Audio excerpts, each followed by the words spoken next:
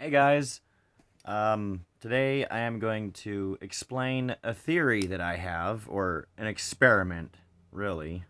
This is a piston out of a homelite weed whacker engine. This is the cylinder out of a homelite leaf blower, which is slightly larger in diameter bore, but for all intensive purposes, the piston design for that cylinder is identical to this, just slightly larger. So, anyway, on with my theory or experiment. So, for those of you who work on engines or are a mechanic of some kind, you know that a lot of pistons have grooves going. Those are grooves that I put in there. Ignore those. Pistons have grooves that go along horizontal with the piston ring. They're parallel to the piston ring. And what they do is I think, hold engine oil as the piston goes up and down in your cylinder. Which means those grooves, which are micro grooves, help to lubricate the piston ring and the cylinder and the piston itself while the engine's traveling in there. Because last thing you want is for your piston to not have oil between the cylinder wall and the piston itself, or the rings. And in a two-stroke engine, which this is a two-cycle, it doesn't have its own crankcase to hold the oil. So you have to mix your gas and your engine oil together, and basically burning the engine oil and running it through the crankcase and all the bearings, the crankshaft and all that. Through the function of the two-cycle engine itself, it lubricates everything in the engine because the gasoline first comes from the carb into the crankcase and then into the cylinder and out the exhaust port. Dumbed down, I know. Anyway, my experiment. I wanted to take those grooves on a two-stroke piston and scale them up.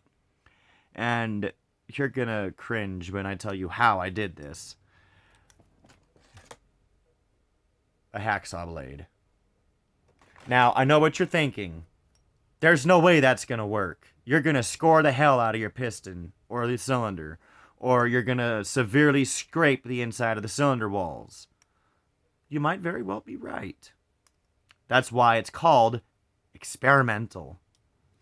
Anyway, I filed these. I don't know how deep they are, but you can't really see the side profile of the grooves. But nevertheless, I put them in there. They're pretty deep. You can feel them with your fingernails, but they don't go all the way through the piston onto the inside. Now, the problem I'm worried about is these lines. If they cross over into the port or beyond the port and they go into the, how do I put this? Into the jackets in the engine that allow for the crankcase pressure to go into the cylinder at bottom dead center. That's my worry. Which is why, if you look, the grooves don't go all the way to the edge of I forget what it's called. This is the skirt. Right there.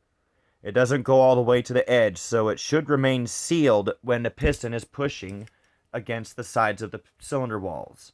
So, having that extra pocket for the two-stroke oil to stay while the engine is running, I'm hoping will help me achieve higher RPM and not much weight loss, but I did take metal off, so technically the piston is lighter, but probably not by much. And will hopefully help me achieve better horsepower. Again, it's only a theory. I did not do anything to the cylinder, and that piston doesn't even go to this cylinder. This is going into a leaf blower. And I'll get on to the details of that in another video. But in short, homelite engines, if they're the right year and the right models, you can exchange the cylinder head, the piston, and the connecting rod from crankcase to crankcase to crankcase without ever having to rebore, hone, or replace your rings.